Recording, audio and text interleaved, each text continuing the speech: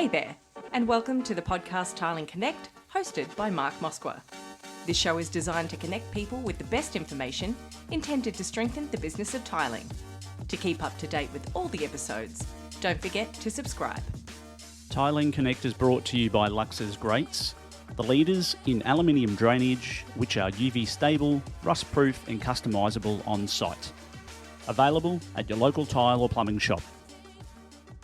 Hey everybody, Mark here from Tiling Connect. Welcome to today's episode. Really lucky and fortunate to have another amazing guest on with us today. We have a tiling contractor from the Gold Coast. It's been a while since we've spoken with a tiler. I've been trying to feed obviously a lot of other content and great stuff to our community. However, it was time, and after many back and forth text messages and Instagram messages, I finally got him on board. So I've got Fineas Pintilie from Premium Edge Tiling with us today. Fineas, thanks so much for joining us on the show.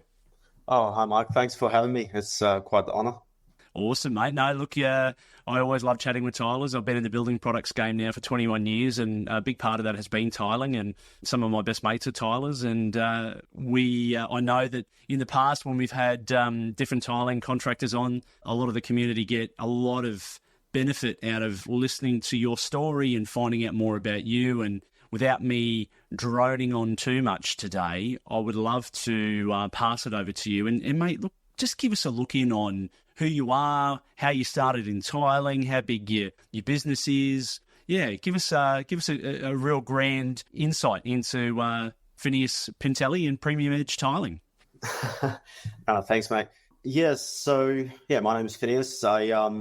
I started tiling. I was given the opportunity when I was 17 years old. I finished school, and growing up, I've always had a passion and a flair for art. I did a lot of painting, and then I spent a lot of my spare time doing just woodwork in the shed. I used to make boomerangs and paint them. So I've always loved creating, construction, art. It was like my hobbies, my passion. It was a pretty big deal.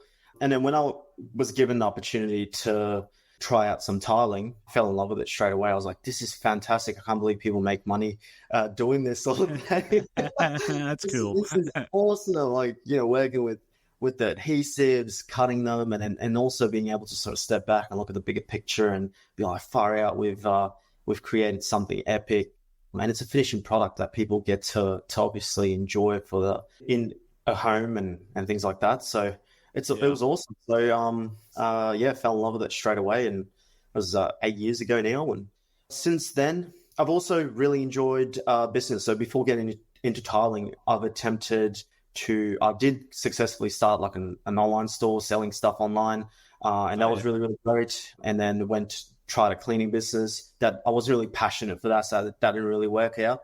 But when I hit tiling as a career, I absolutely loved it, and that's what stuck. And I knew that this is going to be sort of it for me. I'm going to give it my absolute all. So I guess that was important to sort of note, because I think we sort of transitioned from a period of learning the trade, and that was a lot of fun, and getting to a point where I was really taking pride in my work, loving the trade itself, to thinking about trying to do more with this and trying to put together a team and trying to expand this to sort of new levels. So that journey. Mate, if you don't mind me asking, and sorry to interrupt, but how did you get introduced to tiling? Was it one person, or was it just see something one day and go, I've got to have a crack at this? What was it?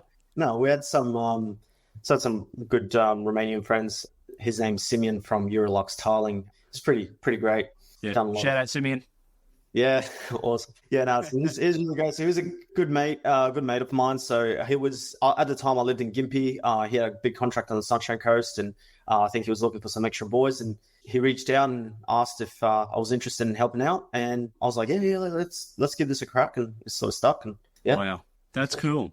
That's so cool. And I'm guessing from the businesses that you operated previously, the online store and things like that, that it gave you a bit of the flavour for wanting to not just be a one-man band. When did you sort of decide that it was time to have more people join your crew? And how big is your crew today? Like how many trades have you got working for you?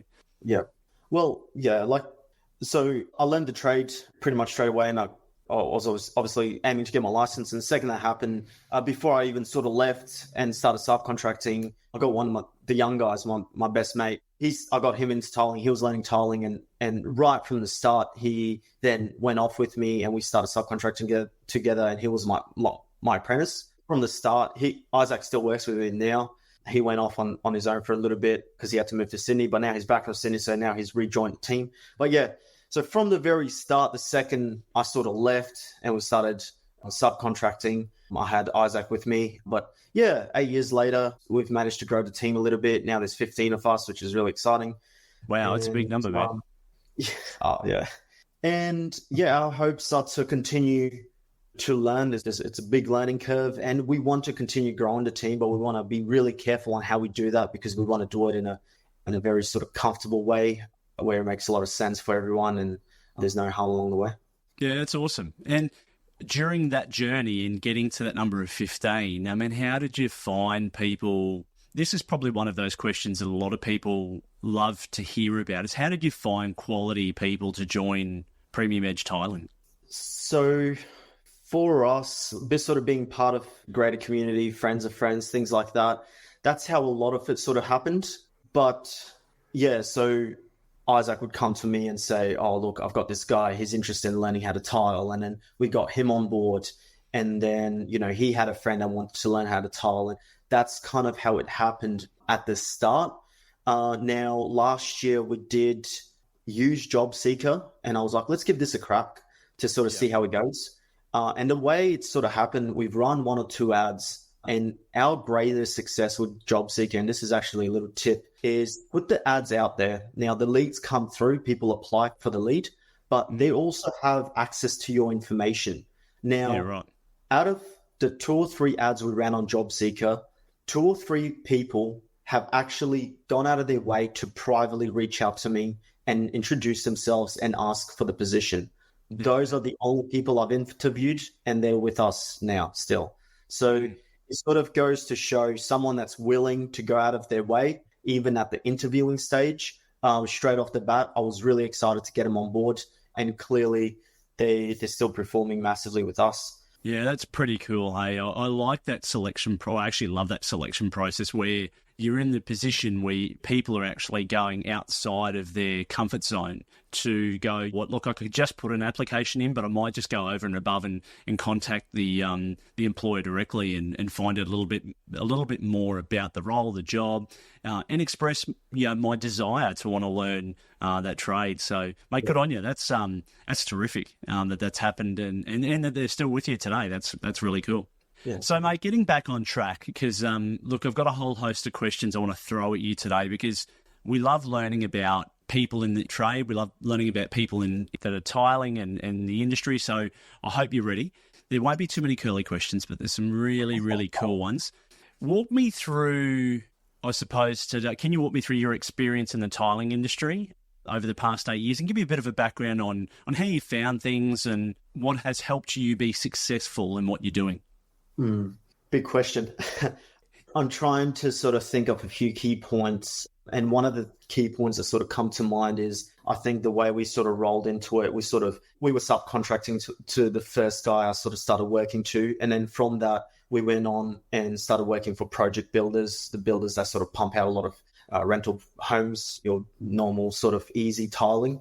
And I think it was in one of the first years when we were doing those tiling, those sort of spec homes, where I realized that it's going to be really hard to recruit a large team of tilers that take pride in their work and love coming to work when all we're working on is cookie cutter, day in, day out, same type of tiling, where it gets really boring. It's really simple.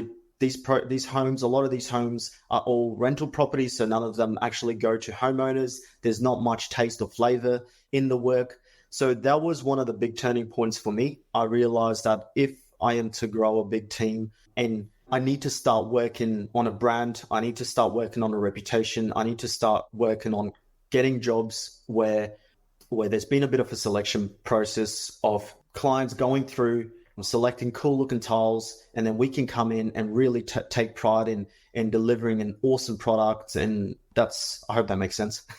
No, it does.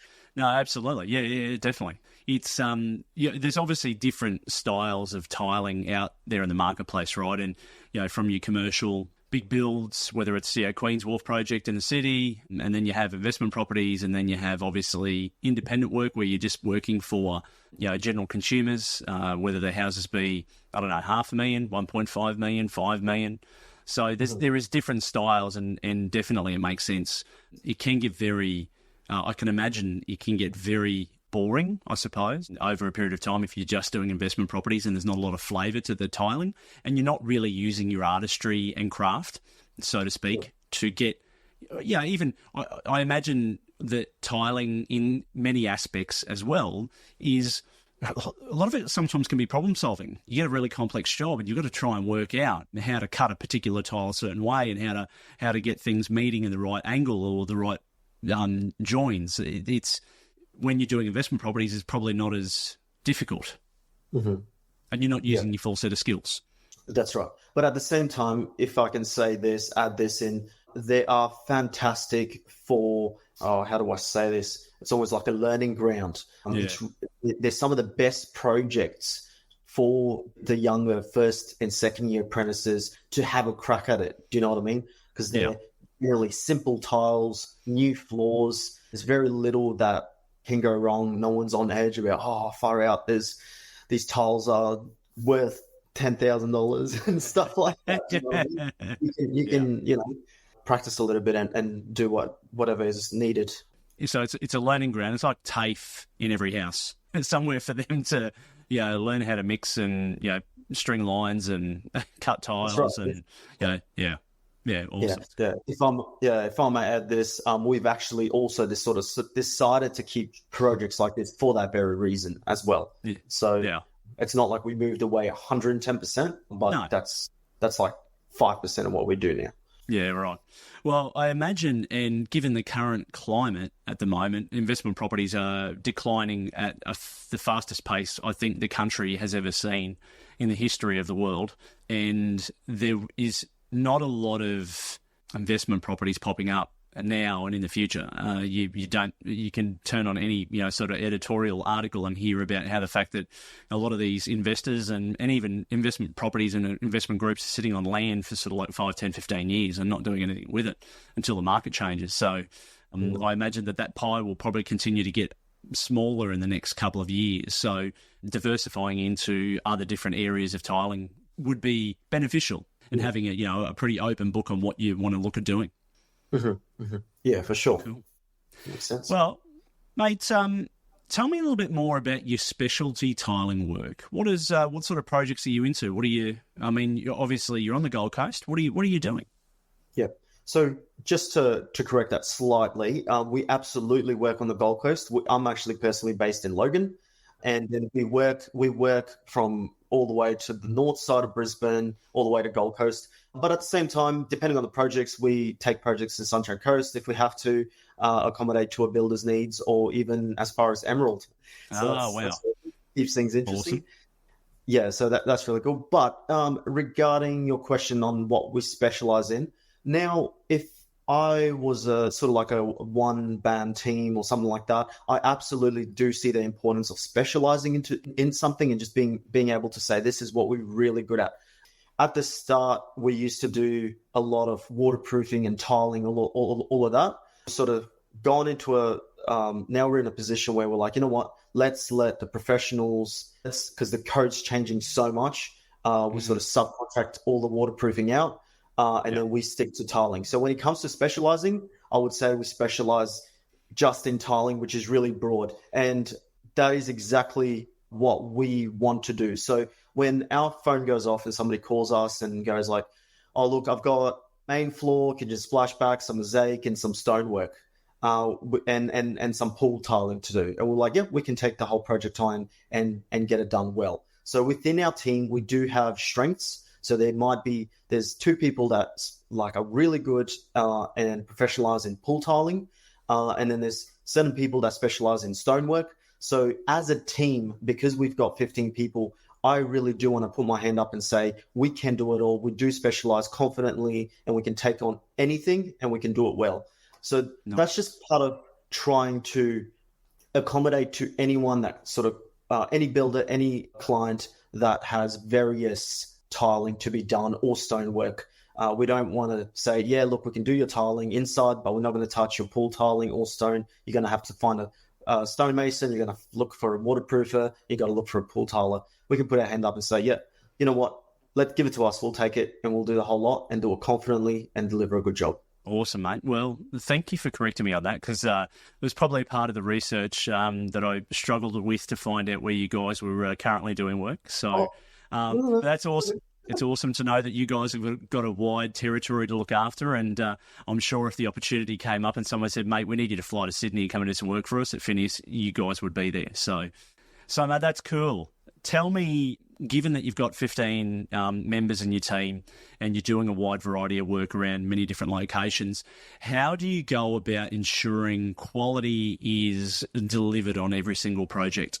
Mm-hmm. So this is a learning curve for us, where this is something I've sort of realized at the end of the year that this is something I was struggling in, because as the owner of the business, I want to always be in a position where I'm leading the team from the front and not the one at the back of the team putting out fires, sorting out little issues here or there or whatever. So regarding that question, I did realize that now that we have reached a team of 15, one of the decisions we've made is to employ a full-time project manager. He has tiling experience.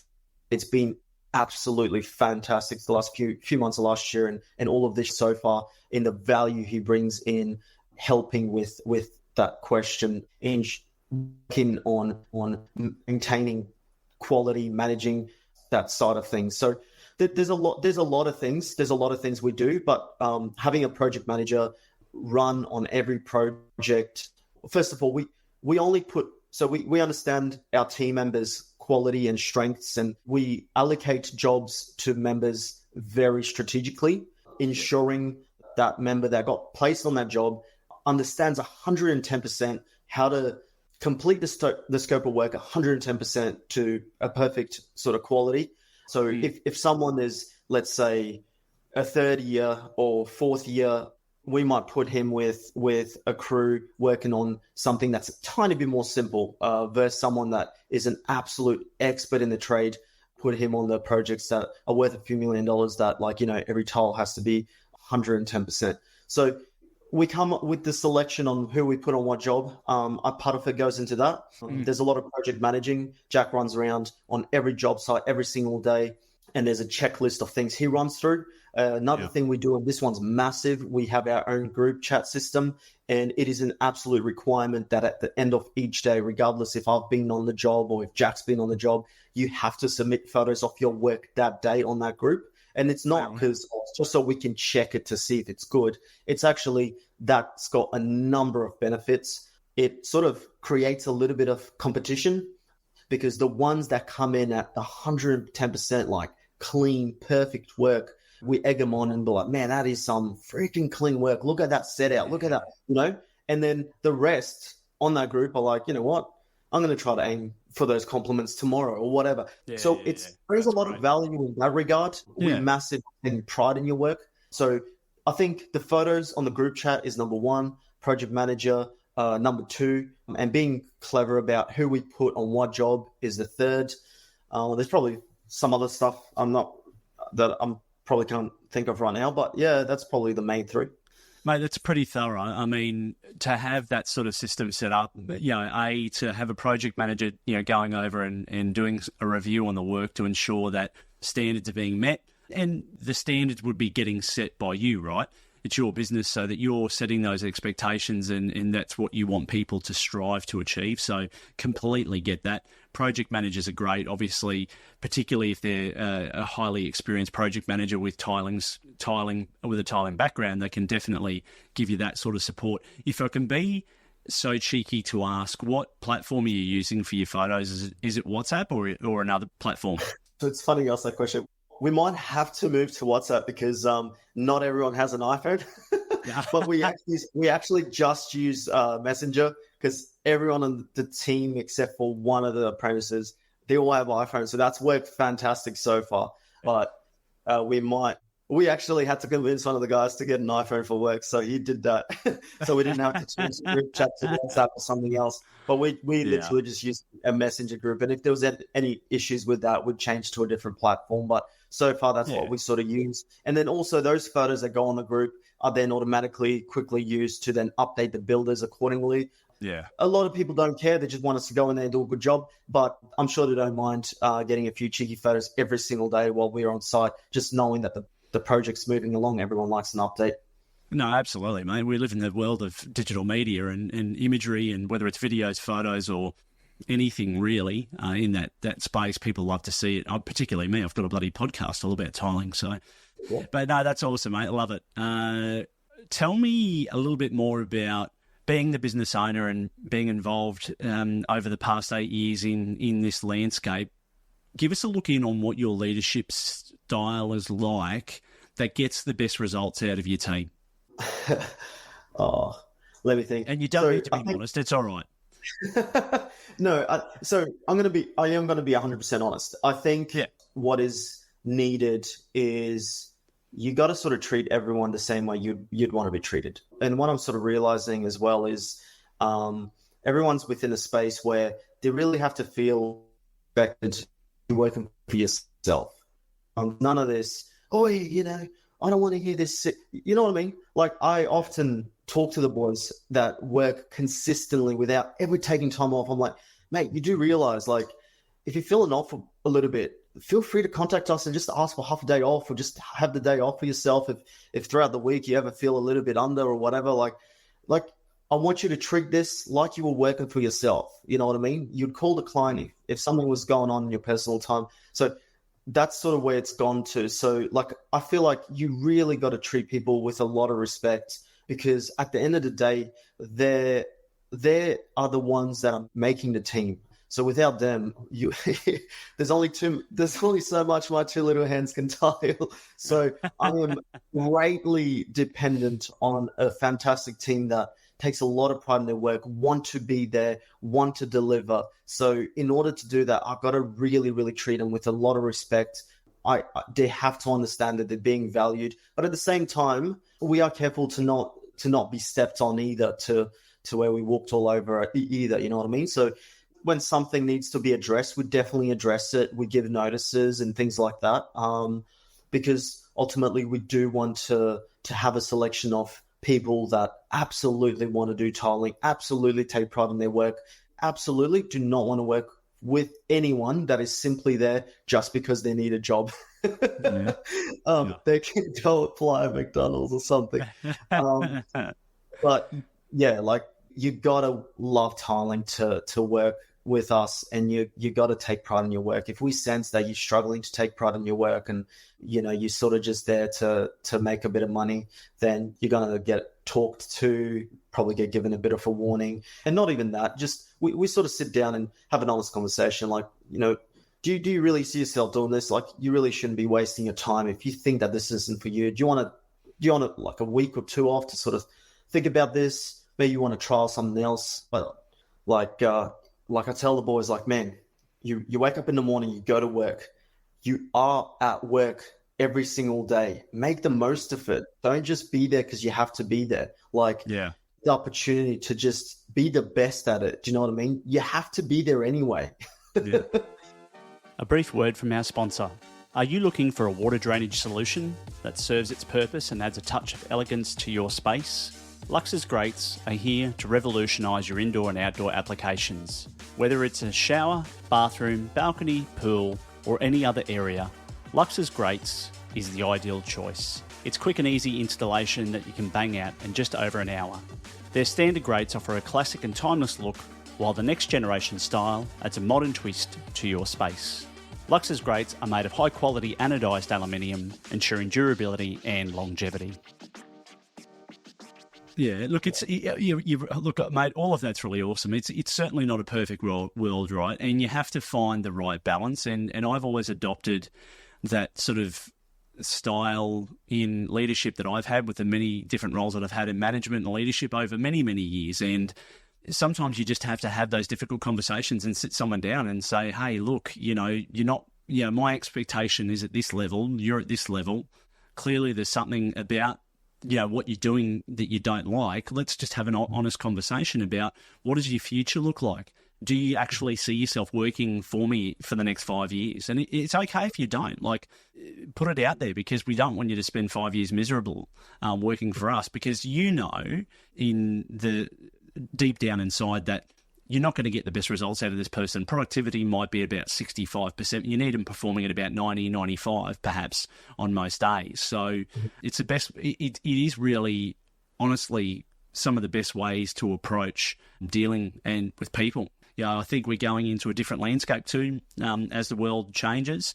And I think there's going to be more people available in the next 12, 24 months, where we've been very unlucky the last few years to get access to people because people have changed jobs and it's just been hard to find good people. Mm-hmm. Always. Well, mate, that's really cool. Thank you for sharing. I've got still a few more questions to ask today, so I'm going to get into those. Now, we talked about leadership.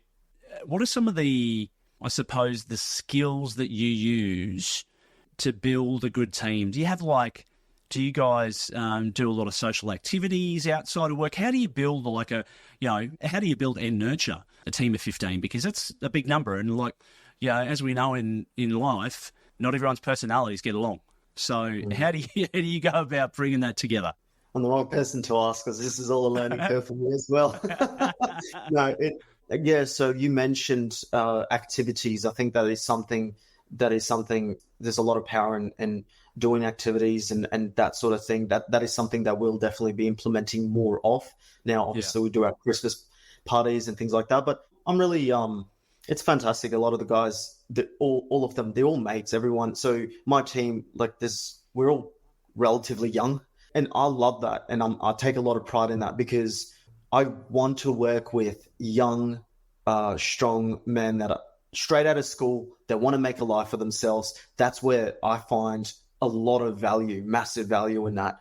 And one of the clients we're working for at the moment, he told me today, he was like, man, I was a little bit nervous when the young guy came in, but because he was under 30, he was like, any trade under 30, look, we get a bit nervous, but he was like, he just could not stop. He was like, Sam is absolutely incredible. He takes so much pride in his work. That guy's an absolute gun. I have not seen or met a tradesperson that is more passionate about what he's doing than this guy. He was he was clean, he was respectful, and his work is absolutely immaculate. And you get them, if you find that they're most hungry when they're young, straight out of school, and they're ready to make something out of themselves. And it's fantastic. So so your question, building a team. So that sort of feeds into that. So because a lot of the team, they're all young, they're all mates. A lot of them, they all get together really well. If we do, and we have had this issue where two blokes have been on a job and they've had a little bit of disagreement, anything small, little quarrel, anything comes to us straight away. I find out about it instantly. We then put them on different jobs and things like that. It's generally not related to work or anything like that.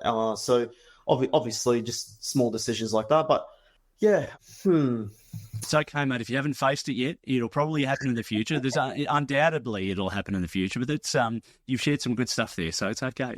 I like it. And it's good that you've got that cohesiveness or working well amongst your team, and that you're completely across and aware of any issues as they arise. I mean, I'm not young anymore, but certainly I understand what it's like to be young, and particularly when you a bunch of guys together working on site, different things can influence different outcomes, and girls can be one, and might be fighting over somebody, or it could be anything, mate. It's could have been out watching the football game on the weekend, and the other guy lost. But it's cool.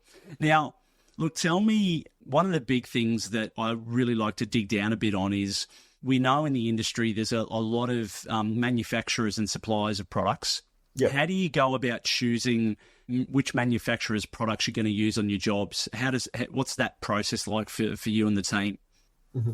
So I think everyone deserves a fair chance. And if the product is out on the shelf, it's out on the shelf because it's passed a lot of certification, and it's generally a trusted product. The product doesn't come out and turns out to be absolutely crap and still stays on the shelf for years and years. You're going to end up having enough complaints that it's going to get off the shelves pretty quickly. Now, regarding this question of materials, because we work absolutely everywhere and we don't have a system where we have our own warehouse with our own special products, I'm going to be honest, sometimes the boys get materials from Beaumont Tiles or National Tiles, or, we use our local tile shops. So it varies, the products we use amongst across all the brands. They're generally all really good.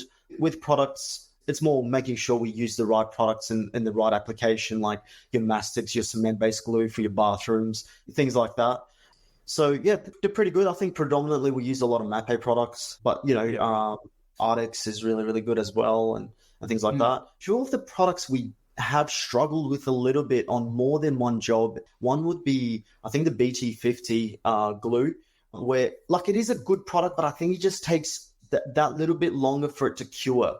So if there's foot traffic too quickly, those tiles can, or there's a lot of moisture in there, it takes a little bit longer for the product to cure, and then it doesn't, and a little bit of foot traffic from us or other trades, and those tiles pop. So we've had that more than one time happen with that particular product. So just nothing to do with the product. Well, I've used it in the past. I think it's fine. I think you just have to be a bit more careful with curing times. But just because it's happened more than once, I've sort of asked the boys to not use that specific product anymore. And another one would be the Mapei 100, because there's a blanket, it's white grout, but it's an off-white. It's not a clean, fresh, pasty white. So we've sort of banned that as well, just so it doesn't get used in an application for your clean white tiles, and you use Mapei 100 and it's slightly off-white, especially when it's wet, it looks quite off. It's not a pasty white. So we use, for our white, we use Chem Grout and what's the other one? Davco. They're fantastic wall colors. Yeah. Anyway, so those are the two products we don't use, but across the board, pretty much we're not biased to any particular material or anything like that. Everyone deserves a fair go. Mate, I like it. I think you have to use the right products for the right application, and what your experience tells you works well, you use, right? It's pretty straightforward. I think there's been, and I know there's many tilers out there, and I know mates of mine that are tilers, and they're very orientated towards using an entire system.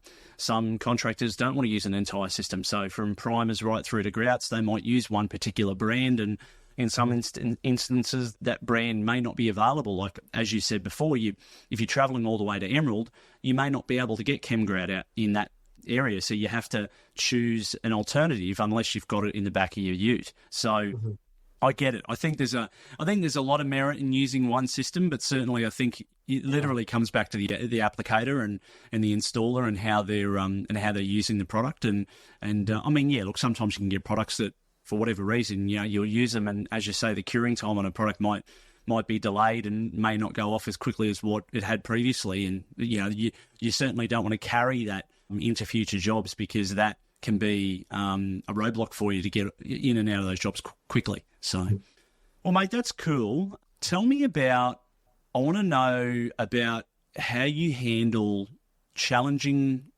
things that happen on job sites. So, there's going to always unexpected challenges, right? There's always going to be things that happen.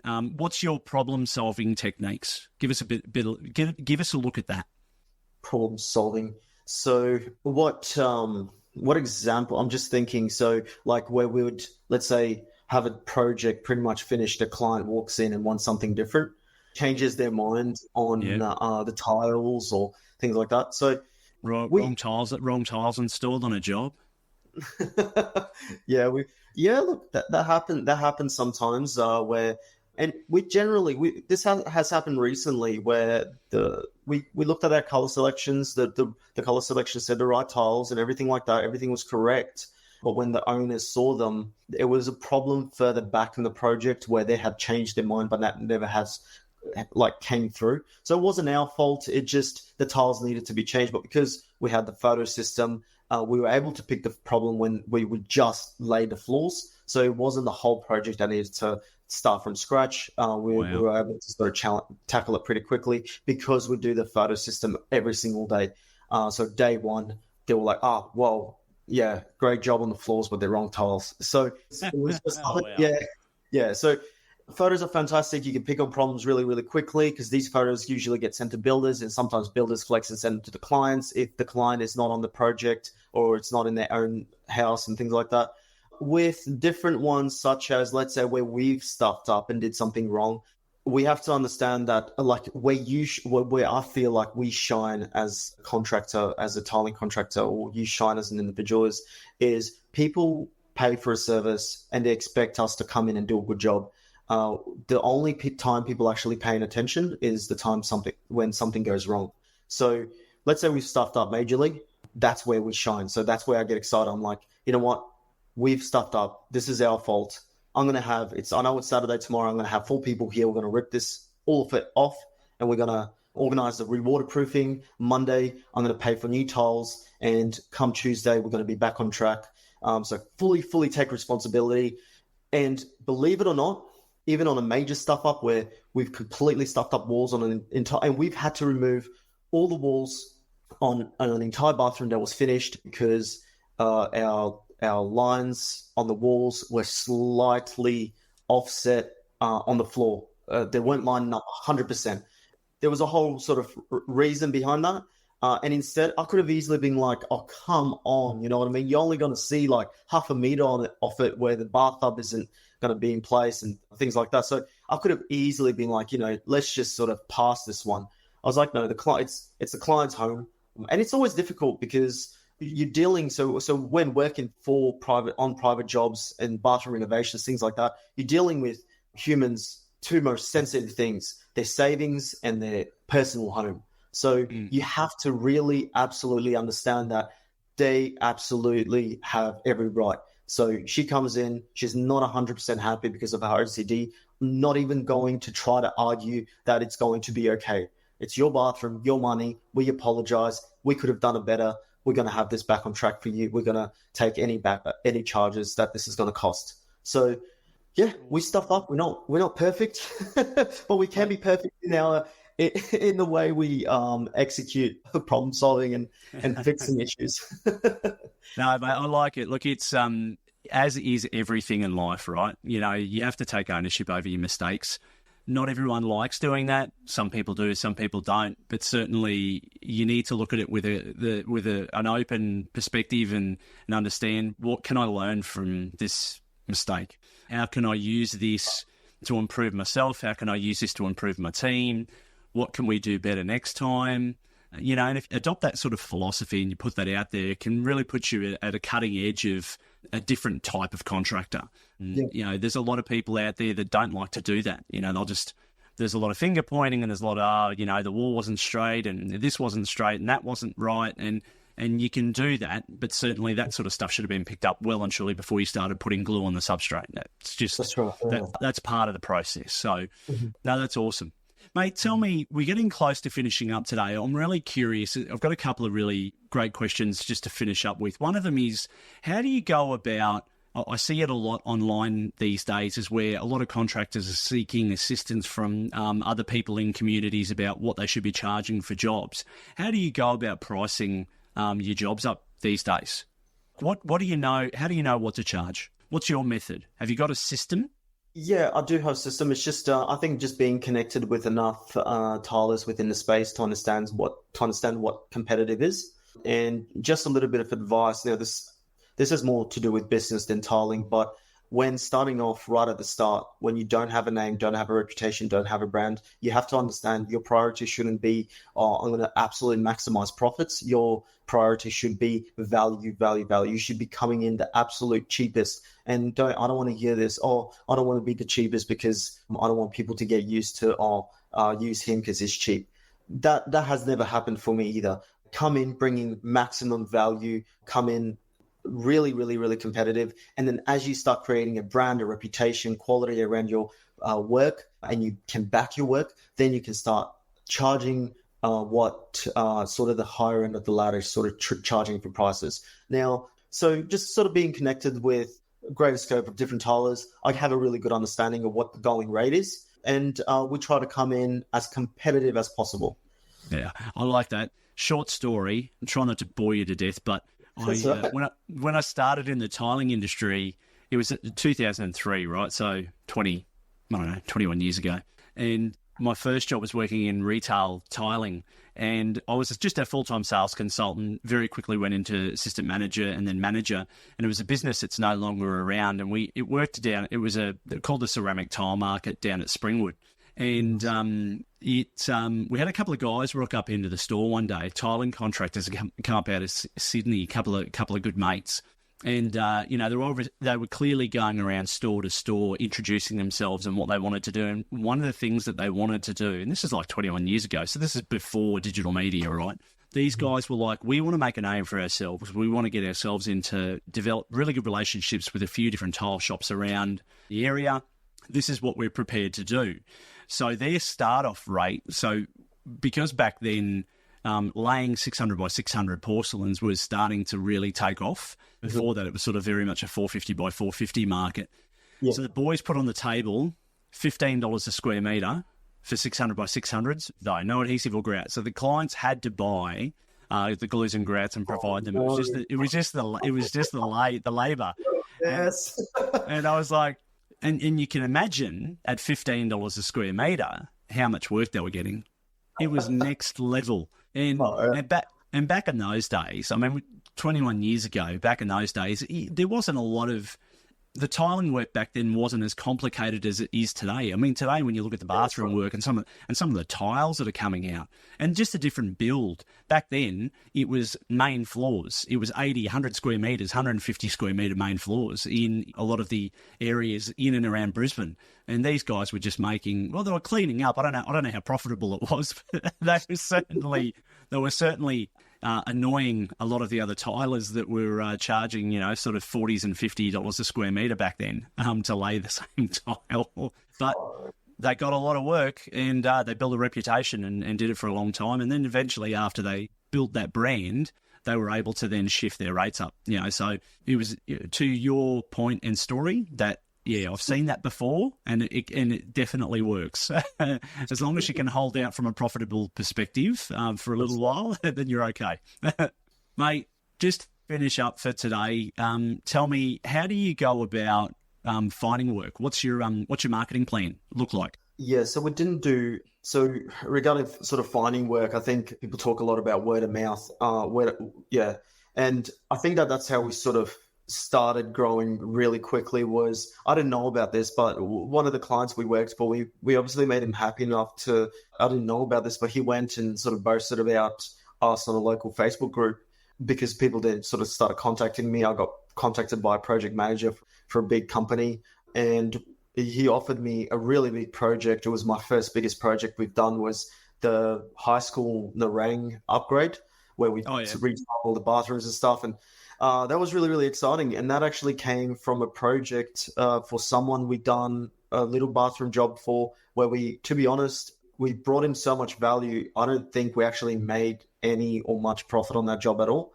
But in business, you really always got to think long term. So yeah, that really paid off long term. So from that project manager, we met his supervisor. His supervisor then carried us on through all the different builders he went and worked for and things like that. But yeah, word of mouth is massive. But what I'm finding more now that is extremely powerful is social media, Instagram. That's massive. I'm going to be honest, like, we're getting a lot of good quality jobs from our social media. There's, if you follow us on our social media, on Premium Edge Tiling on Instagram, and you see some of our latest videos, there's more reason to us putting those up than just trying to boast our egos or just try to show off with what we're doing. People like associating with a group of tilers or anyone that takes pride in their work and is out there just having a good time and enjoying what they're doing. There's a lot of supervisors, project managers that are, sitting on their phones on the weekends, and they get these videos and they're like, hold on, I'm struggling with my tiler. Let's call these boys. And Monday morning comes out and I'm absolutely hammered with different phone calls from all over the place. And a lot of people working on their private homes, and they're on social media scouring new ideas and things like that.